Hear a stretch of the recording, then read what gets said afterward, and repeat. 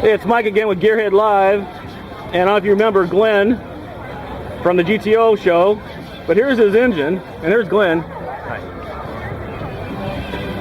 We missed that the first time around.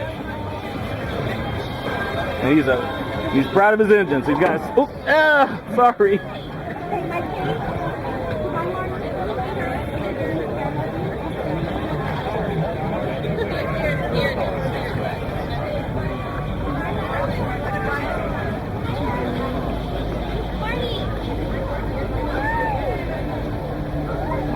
Man, this thing is clean, spotless.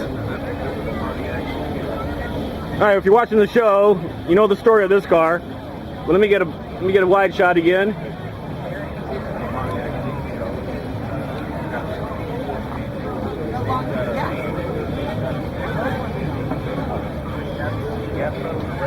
All right, Glenn, nice seeing you again, man. All right, thanks a lot. We'll catch you later. Bye, take care.